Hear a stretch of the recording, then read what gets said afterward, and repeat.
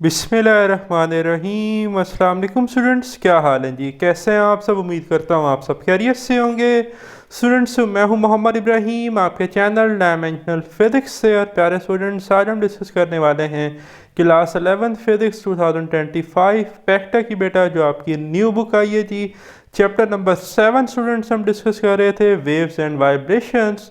और प्यारे स्टूडेंट्स, आज का हमारा टॉपिक है stationary waves on a stretch string. बेटा मार्क कर लें, ये बड़ा ही इंपॉर्टेंट लॉन्ग क्वेश्चन है बेटा, very very important for long question. और इससे एमसीक्यूज और शॉर्ट क्वेश्चन भी आपके एग्जाम में पूछे जाते हैं। तवज्जो से लेक्चर को सुनना है, समझना है। लेक्चर को स्टार्ट करने से पहले कुछ पॉइंट्स हैं जो आपने याद रखने हैं, ठीक है जी। ये इधर मैंने मेंशन किया है रिमेंबर डैट में कि बेटा एक तो आपने याद रखना है कि जो स्पीड ऑफ वेव है स्ट्रिंग, इसका फार्मूला होता है v is equal to under root F over M. अब इसमें एफ क्या है बेटा? एफ टेंशन है, ठीक है जी। और एम क्या है जी? एम है मैस पर यूनिट लेंथ, ठीक है। अब ये एम मैस नहीं है, अक्सर पेपर में वो एम सी क्यूज भी देता है कि in relation v is equal to under root F over M the unit of M is, तो बच्चे लगा देते हैं के जी। मैस पर यूनिट लेंथ का मतलब है के जी पर मीटर, तो इसका यूनिट के जी पर मीटर है, तो ही ये इक्वेशन डायमेंशनली करेक्ट बनती है, ठीक। पहले चैप्टर में मैंने आपको डायमेंशंस कैलकुलेट करना बताई थी।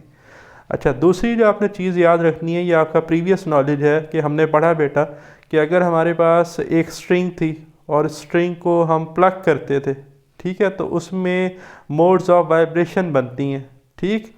अब ये जो दो लूप्स नज़र आ रही हैं ये तब बनती हैं जब हम किसी स्ट्रिंग को 1/4 प्लग करें, ठीक है, यानी कि चौथे हिस्से से स्ट्रिंग को क्या करें? प्लग करें, तो ये दो लूप्स बनती हैं।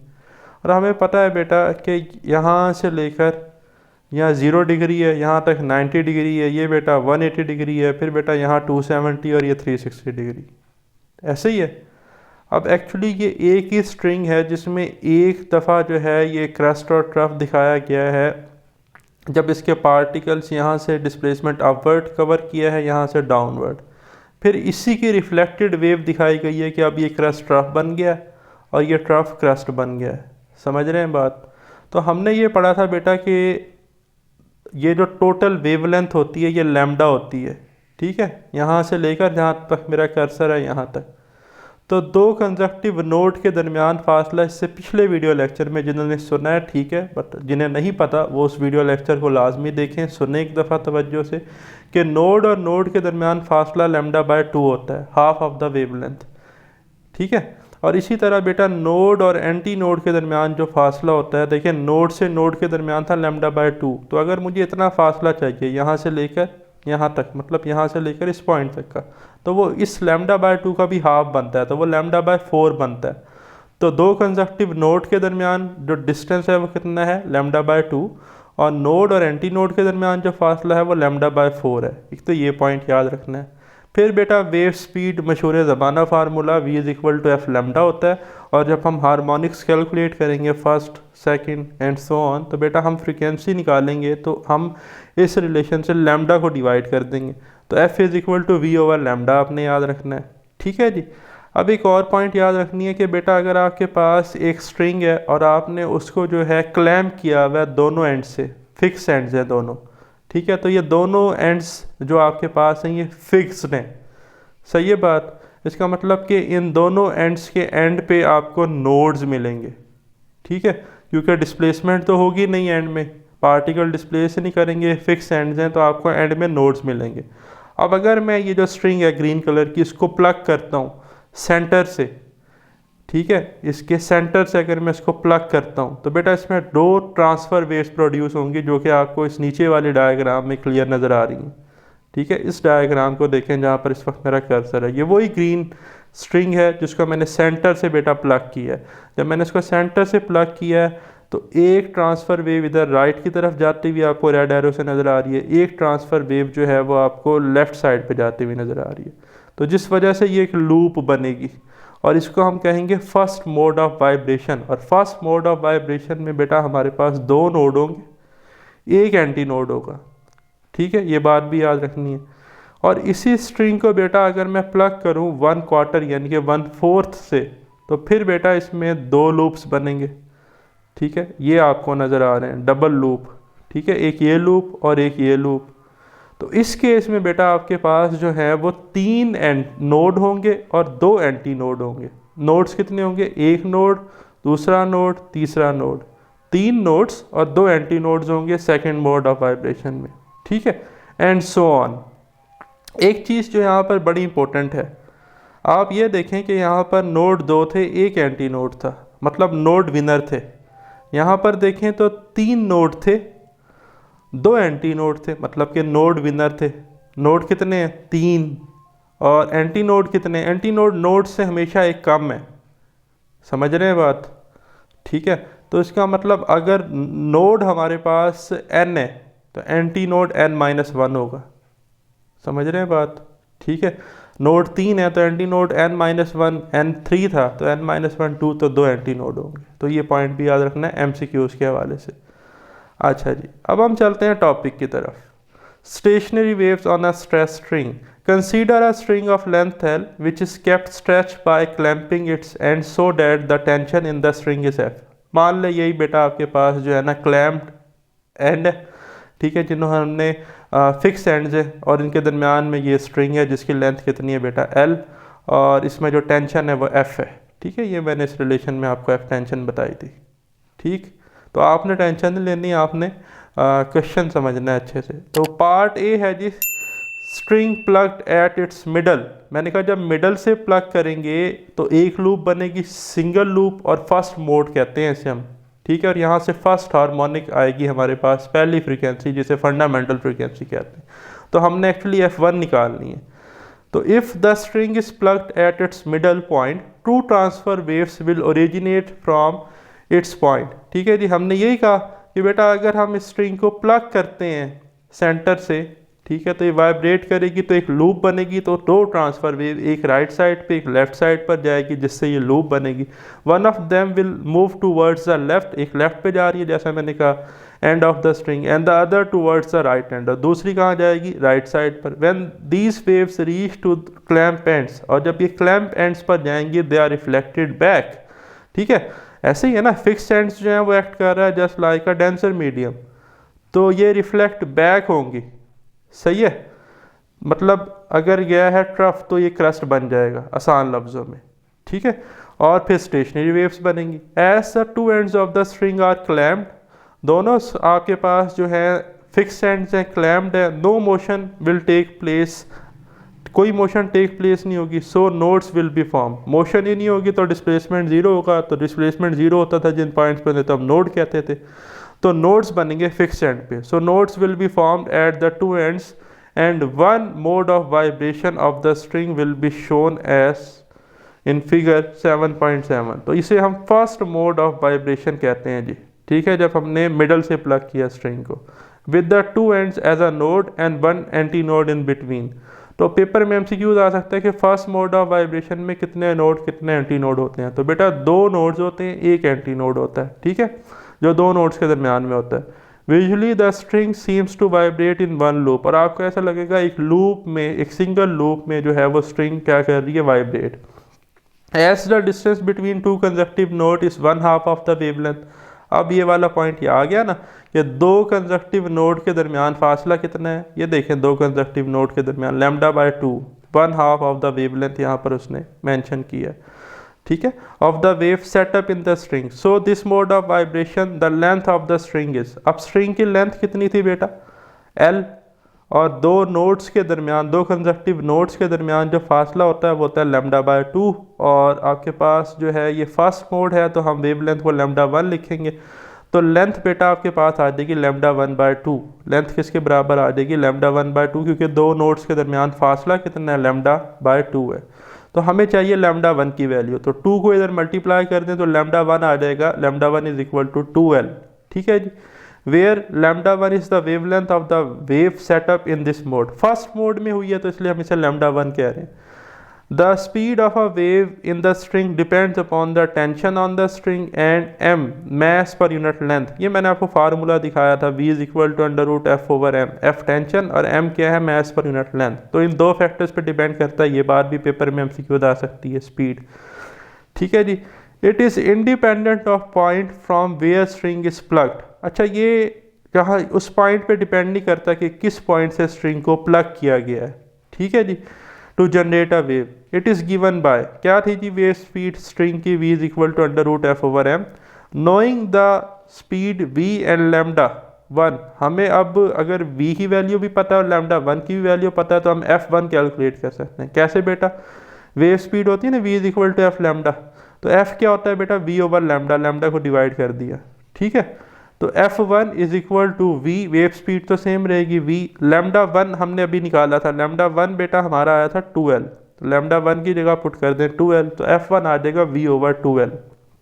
v की भी वैल्यू पुट कर दें तो f1 की वैल्यू बनेगी 1/2l, सेपरेट कर लें और v की जगह आ जाएगा √f/m, तो ये f1 आ जाएगा 1/2l √f/m, ठीक है जी। This is the first mode of vibration, और इस f1 को हम फंडामेंटल फ्रीक्वेंसी कहते हैं, ठीक है जी। Figure 7.7a, wave of frequency f1 only will be set up in given string, ठीक है। सिर्फ ये जो है फर्स्ट मोड में आपको f1 फ्रीक्वेंसी मिलेगी, ठीक। अब है जी, हमने उस स्ट्रिंग को प्लग करना है 1/4 से, ठीक है बेटा, ये सेंटर था, तो सेंटर से भी हम हाफ करेंगे तो ये 1/4 हिस्सा बनता है यहाँ से अगर हम देखें, ठीक है। ये दूसरा हिस्सा, यहाँ तक तीसरा बनेगा और ये चौथा, तो ये 1/4 से जब हम करेंगे तो डबल लूप बनेगी और सेकंड मोड होगी, मैंने आपको बताया था। तो देखें, यहाँ से देखें जी, if the same string is plucked from 1/4 1/4 of its length, again stationary waves will be set up with nodes and antinodes as shown in figure 7.7b। ले जी 7.7b में आपको नज़र आ रहा है सेकंड मोड ऑफ वाइब्रेशन में दो लूप्स बन रही हैं बेटा, जिसमें आपके पास 3 नोड्स हैं, 2 एंटी नोड्स हैं, ठीक है जी। Note that now the string vibrates in 2 loops, the particular configuration of nodes and anti nodes has developed because the string was plucked from the position of an anti node. कहता है कि string को plug किया, इस दफ़ा हमने anti node की position थे, तो इसलिए हमें जो है इस दफ़ा 2 एंटी नोड मिल रहे हैं और 3 नोड्स मिल रहे हैं जो आपको इस डायग्राम में नज़र आ रहे हैं, ठीक है। As the distance between 2 consecutive node is half of the wavelength, 2 consecutive node के दरमियान फासला कितना था, नोड से नोड के दरमियान λ/2, इस नोड से इस नोड के दरमियान भी कितना होगा, λ/2। तो लेंथ तो थी बेटा l, तो L बराबर होगा λ/2 प्लस λ/2। तो सेकंड आपके पास मोड है तो λ2 लिखेंगे, तो λ2/2 प्लस λ2/2 L के बराबर होगा, ठीक है। As the distance between 2 consecutive nodes is half of the wavelength, so the length of the string is equal to the wavelength of the wave set up in the mode, ठीक है, wavelength के बराबर, क्योंकि half और half तो full होता है ना। If λ2 is the measure of the wavelength of these wavelength, देखिए लेंथ किसके बराबर होगी, 2 कंजक्टिव, ये सारी लेंथ है यहाँ से लेकर फिक्स एंड से यहाँ तक, तो 2 कंजक्टिव नोड के दरमियान फासला था λ/2 और यहाँ नोड से नोड भी λ/2, तो हम लिखेंगे λ2/2 प्लस λ2/2, ठीक है। एलसीएम लेंगे तो नीचे 2 आ जाएगा, ऊपर आ जाएगा λ2 प्लस λ2, तो बन जाएगा 2 λ2/2, 2 से 2 कट जाएगा, तो एल आ जाएगा बेटा λ2, कितना आ जाएगा λ2, ठीक है। Comparison of equation 7.4 with equation 7.1 shows that the wavelength in this case is half of that of the first case। भाई इस बात को समझे, पहले केस में वेवलेंथ हमारे पास आई थी λ1 जो कि 2l थी, वो कहता है अब जब हमने स्ट्रिंग को प्लग किया 1/4 से, अब वेवलेंथ हाफ आ रही है पिछली से, तो पिछली थी 2l/1, तो हाफ करने के लिए हमें नीचे 2 से डिवाइड करना पड़ता है, ऐसा ही है ना। तो अगर मैं λ1 को डिवाइड करूँ 2 से, λl कितना है 2l, तो 2l को अगर मैं 2 से डिवाइड करूँ तो l बनता है, और तो l तो λ2 के बराबर है, तो उसने लिखा है कि एज कंपेयर टू λ1, λ2 जो है वो हाफ है λ1 का, ठीक है। तो ये बात मैंने आपको प्रूफ करके दिखा दी कि λ1 2l था, तो 2l को अगर बेटा हम 2 से डिवाइड करें, यानी कि λ1 को 2 से डिवाइड करें तो l आता है और वो λ2 के बराबर है, ठीक है। Shows that the speed of wave depends on the tension and mass पर unit length of the string, मैंने आपको पहले बता दिया, v f पे डिपेंड करता है और मास पर यूनिट लेंथ पर। It is independent of the point where the string is plugged, इस पॉइंट पे डिपेंड नहीं करता कि स्ट्रिंग को कहाँ से प्लग किया जा रहा है। So speed remains the same in both cases, इसलिए स्पीड जो है वो दोनों केसेस पे क्या रही, सेम रही, ठीक है। If f2 is the frequency of vibration of string in the second mode, तो बेटा v is equal to F lambda था, तो f होता है v ओवर लैम्डा, तो यहाँ f2 है तो v ओवर लैम्डा 2 आ जाएगा, और लैम्डा 2 हमारे पास l आया है, तो ये बनेगा f2 is equal to v over l। अब हमने रिलेशन निकालना है f2 और f1 के दरमियान, तो हम क्या करते हैं, ये जो आया ना f2 is equal to v over l, हम इसे मल्टीप्लाई भी कर रहे हैं राइट साइड पे और डिवाइड भी कर रहे हैं 2 से। Multiply this equation with 2 on right side and also divided by 2 this equation on right side। ठीक है जी, तो f2 लेफ्ट साइड वैसे ही, यहाँ पर एक 2 से मल्टीप्लाई भी किया, एक 2 से डिवाइड भी, 2v ओवर 2l। ठीक है, 2 से 2 कट जाएगा तो दोबारा ये आ जाएगा। अब हमने ऐसा किया क्यों किया, इसलिए कि भाई v ओवर 2l f1 की वैल्यू थी, याद है, ये देखें f1 क्या था, v ओवर 2l, तो हम रिलेशन निकाल रहे हैं f2 का इन टर्म ऑफ f1।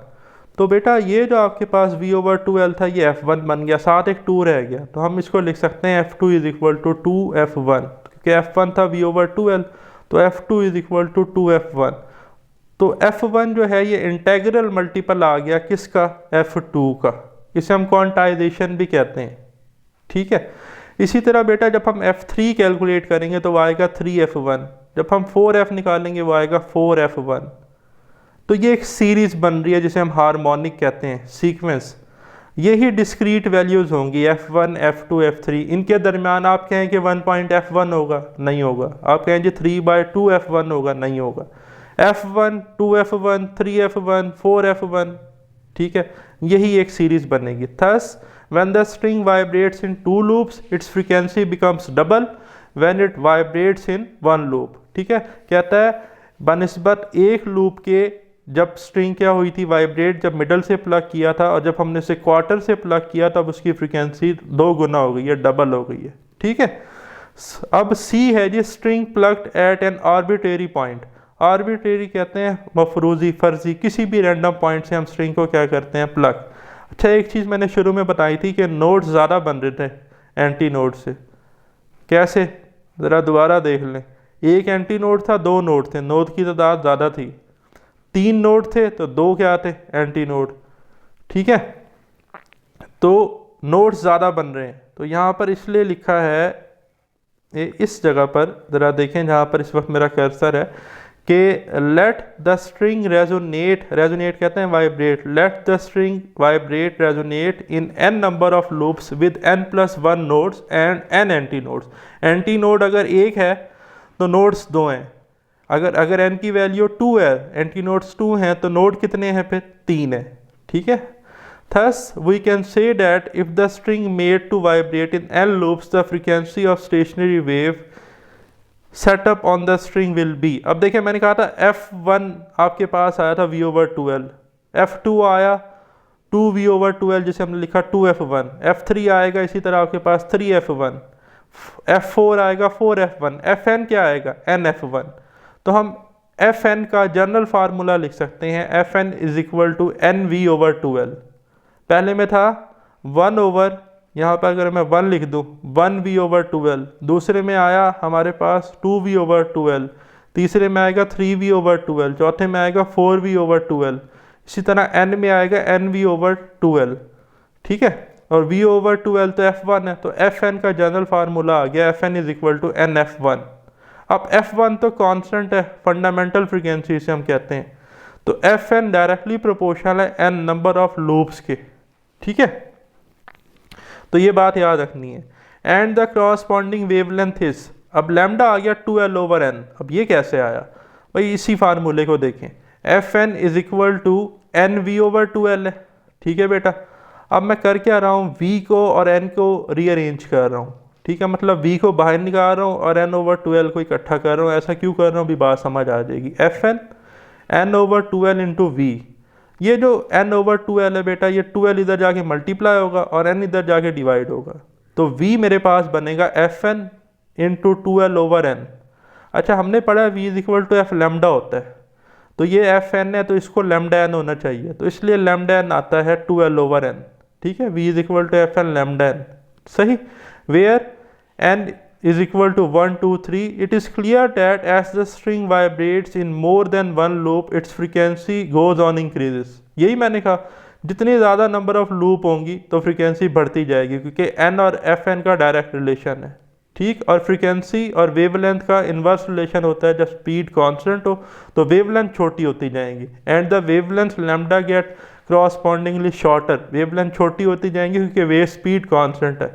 ठीक है। However the product of frequency and wavelength always equal to v, लेकिन बेटा जो एफ और लैम्डा का प्रोडक्ट है वो कांस्टेंट रहेगा वी के बराबर स्पीड ऑफ वेव के। ठीक। ये सारी बातें पेपर में एमसीक्यूज आ सकती हैं।